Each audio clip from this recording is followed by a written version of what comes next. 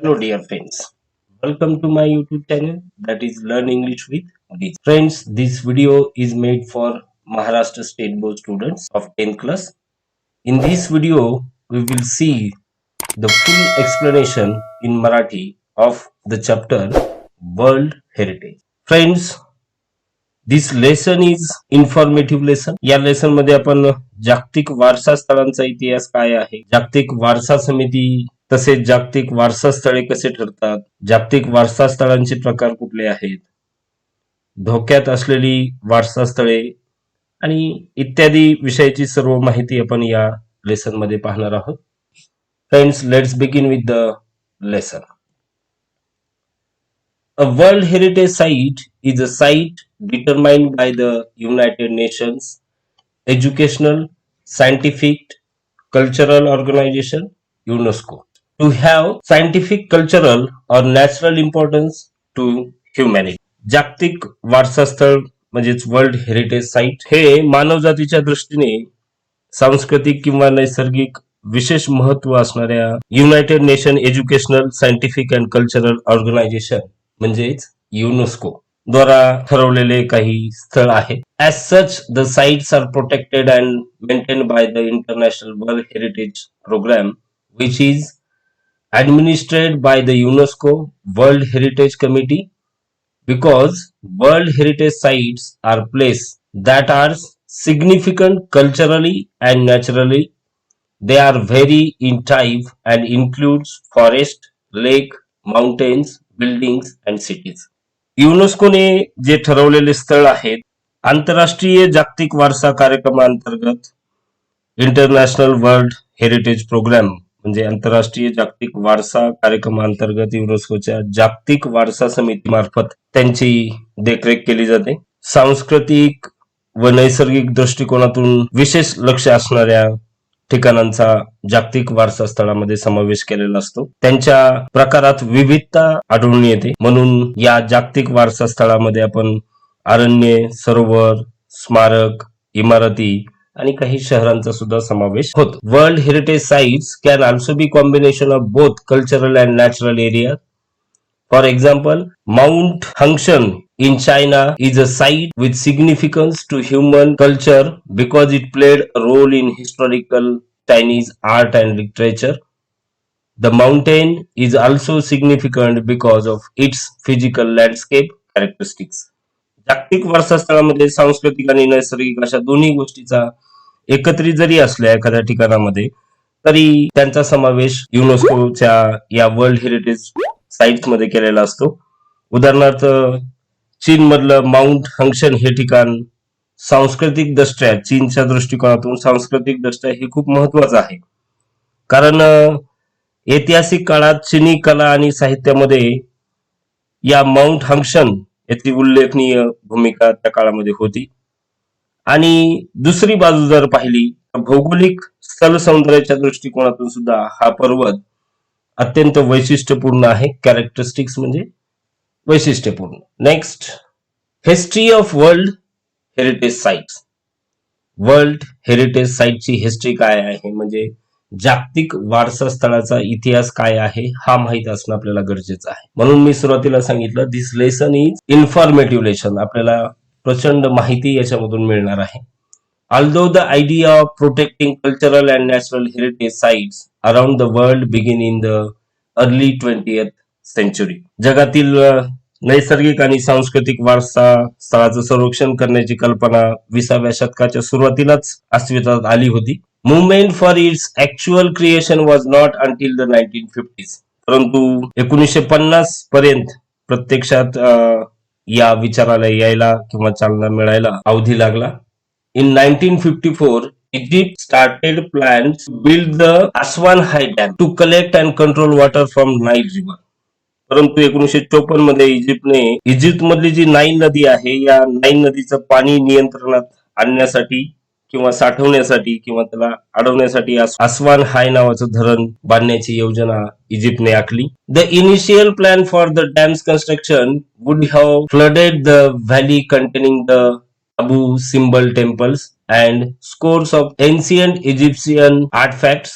धरण बांधण्याच्या मूळ जी योजना इजिप्तने आखली होती, या योजनेमुळे अबू सिम्बल नावाचं एक मंदिर आहे, त्याचबरोबर प्राचीन इजिप्शियन कलाकृती काही त्या परिसरामध्ये स्थित होत्या. आणि जर ह्या नदीचं पाणी अडवलं तर ही मंदिरं आणि ही कलाकृती पाण्याखाली जाणार होती. To protect the temples and artifacts, UNESCO launched an international campaign in 1959 that called for the dismantling and movement of the temples to higher ground. आणि ही मंदिरे तसेच त्या कलाकृती ज्या आहेत इजिप्त मधल्या त्या व्यवस्थित राहण्यासाठी 1959 मध्ये एक आंतरराष्ट्रीय मोहीम युनेस्कोने राबवली. आणि या योजनेचा मूळ उद्देश होता की ही जी मंदिरं आहेत ती उचलून उंच ठिकाणी त्याचं स्थलांतर करायचं. The project cost and estimated $80 million. आणि हे प्रोजेक्ट जर करायचं असेल तर $80 मिलियन हा त्याचा अंदाजित खर्च होता. आणि $40 million of which came from 50 different countries. आणि 50 वेगवेगळ्या जगातील देशांनी मिळून $40 मिलियन याच्यासाठी जमा करून दिलेले होते. Because of the project success.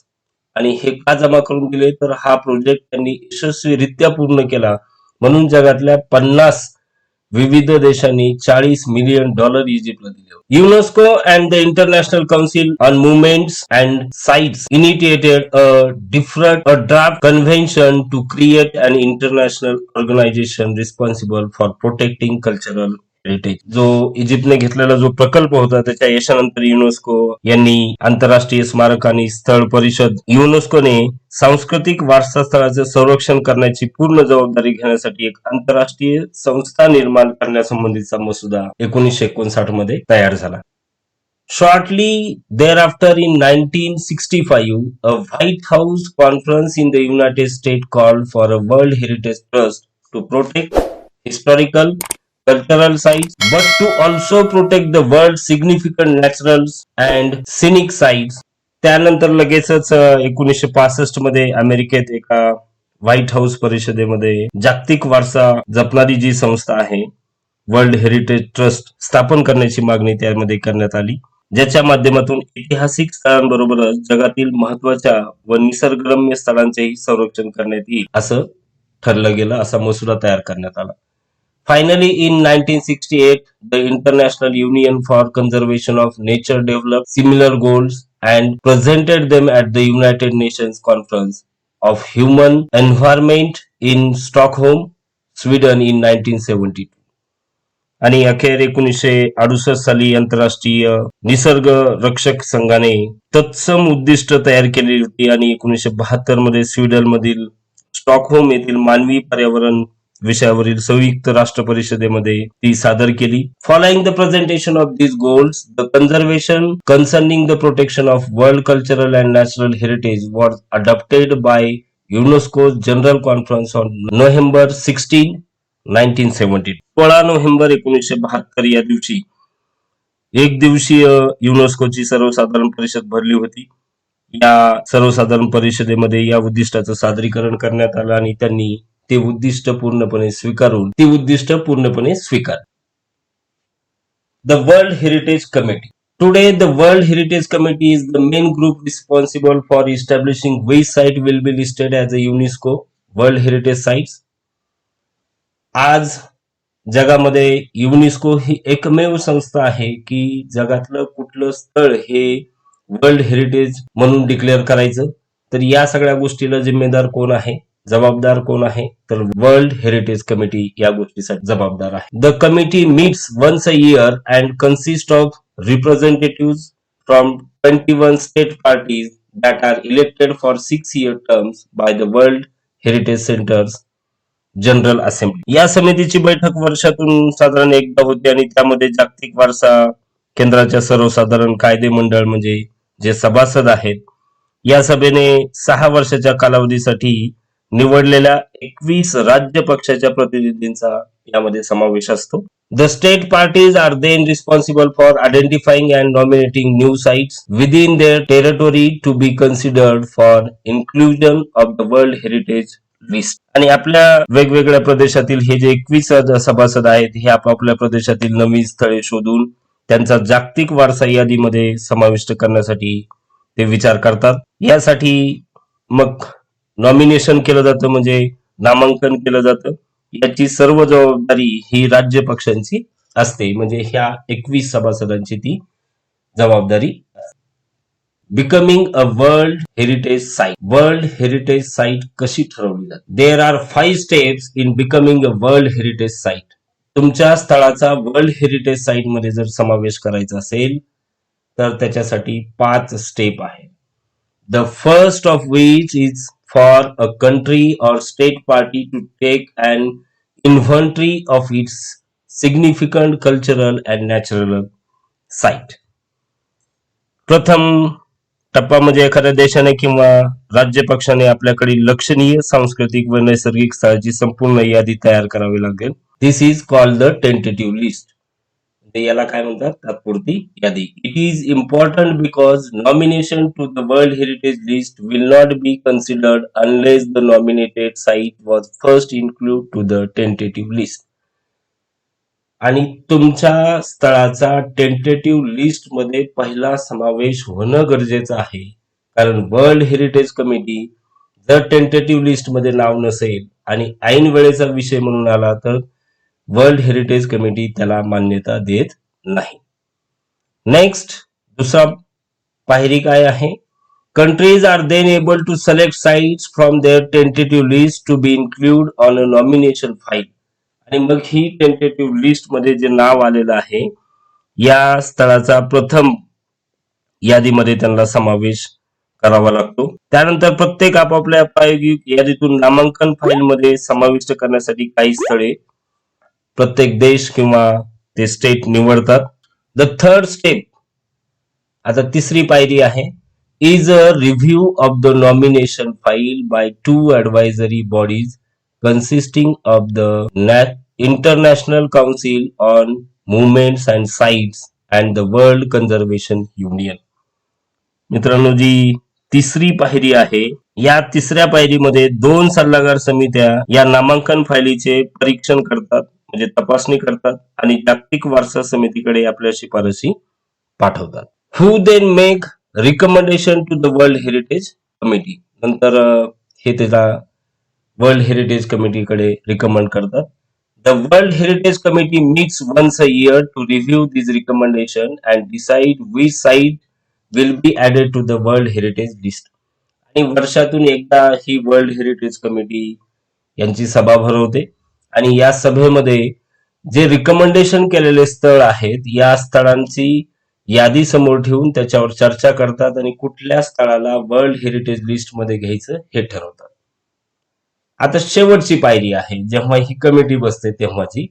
The final step in becoming a World Heritage Site is determining whether or not a nominated site meets at least one of 10 selection criteria.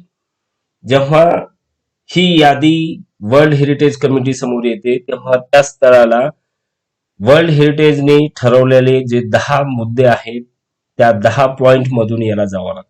If the site meats this criteria, जर त्या स्थळाने या criteria पूर्ण केला, it can be the inscribed on the world heritage list, तेव्हा त्याचा world heritage list मध्ये समावेश होतो.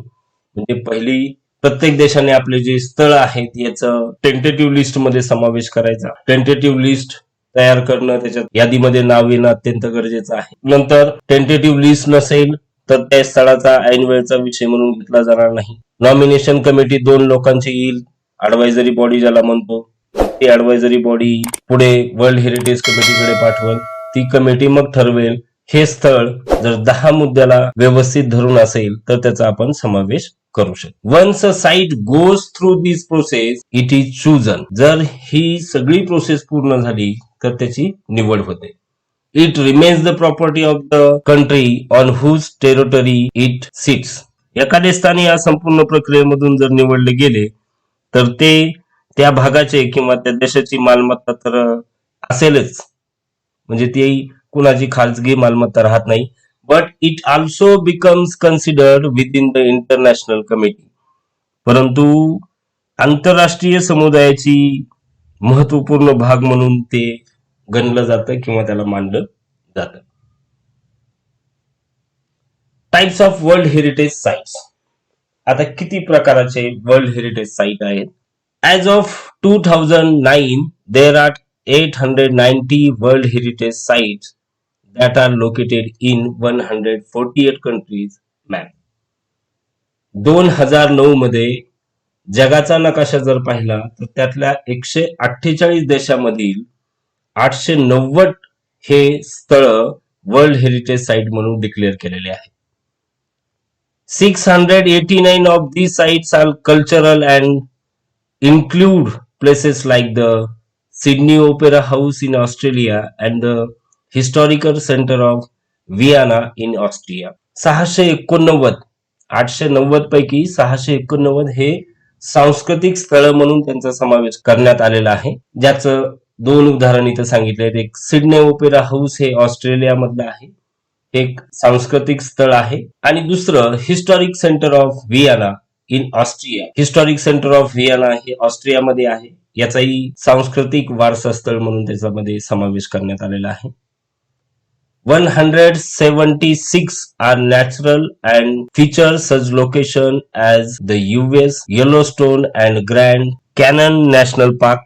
176 ठिकाणे हे नैसर्गिक आहेत, जसं सांस्कृतिक सांगितले मी 689, तसे 176 ठिकाणं हे नैसर्गिक वारसा स्थळ म्हणून पाहिले जातात, ज्याच्यामध्ये अमेरिकेतील येलोस्टोन आणि ग्रँड कॅनन नॅशनल पार्क ही 2 स्थळे एक्झाम्पल म्हणून त्यांनी आपल्या समोर दिलेली आहे.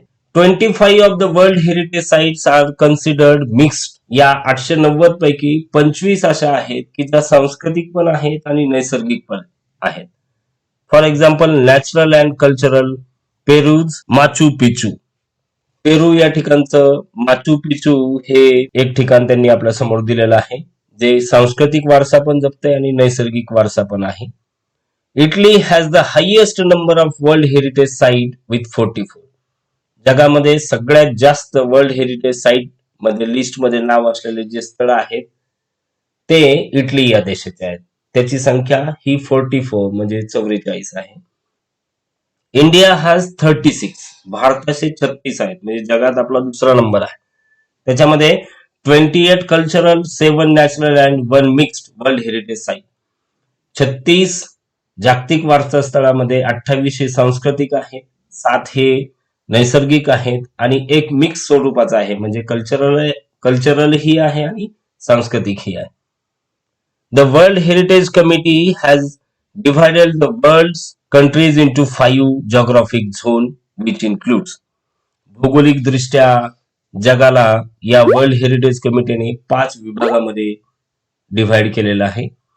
First Africa, second Arab states, third Asia Pacific including Australia व Oceania, Europe and North America and 5 Latin America.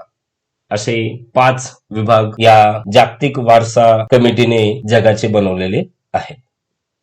World heritage sites in danger. आतापर्यंत आपण सगळे व्यवस्थित असलेले वर्ल्ड हेरिटेज स्थळांविषयी माहिती घेतली, परंतु जे आता धोक्यात आहे, जागतिक वारसा स्थळाच्या यादीमध्ये त्यांचा समावेश आहे, परंतु ते आता सध्याच्या परिस्थितीला धोक्यामध्ये आहेत.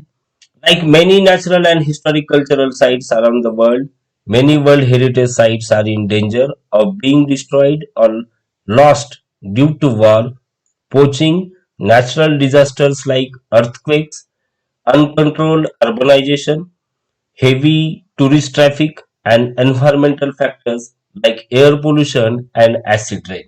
जगभरातील कित्येक नैसर्गिक, सांस्कृतिक, ऐतिहासिक स्थळाप्रमाणेच अनेक जागतिक वारसा स्थळांना आज धोका निर्माण झालेला आहे.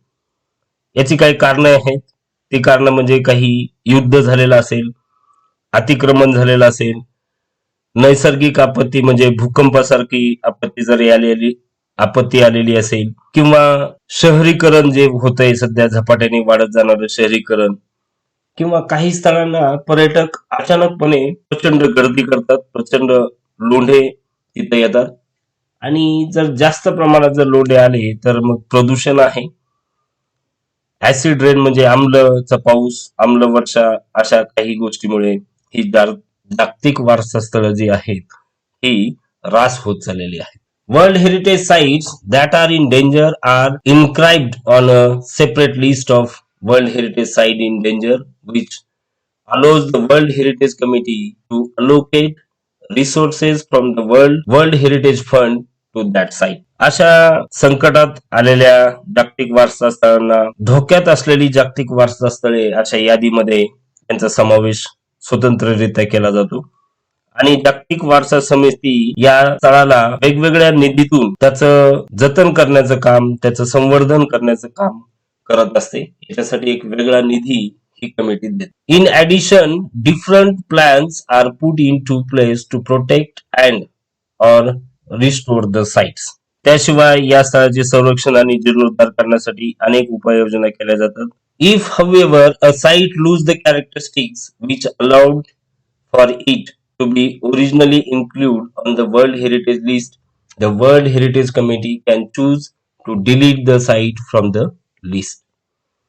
जागतिक वारसा यादीमध्ये समाविष्ट झाल्यानंतर काही वैशिष्ट्ये जर त्या स्थळाची जर नष्ट झाली तर या कमिटीला तो अधिकार आहे, म्हणजे जागतिक वारसा समितीला तो अधिकार आहे की ते स्थळ जागतिक वारसा स्थळ यादीमधून ते काढू शकतात.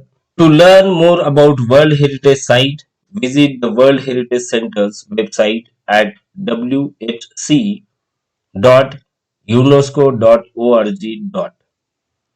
जर तुम्हाला जागतिक वारसा स्थळांविषयीची अधिकची माहिती जर तुम्हाला पाहिजे असेल किंवा मिळवायची असेल तर दिलेल्या वेबसाईटवर जाणे, तिथून तुम्हाला पूर्ण माहिती उपलब्ध. Friends, thank you very much for being with DJK. You can follow us on Instagram, Facebook, Telegram, Twitter. You can search my channel by name Dada Saib Kashid. This channel is for English learners only. Thank you.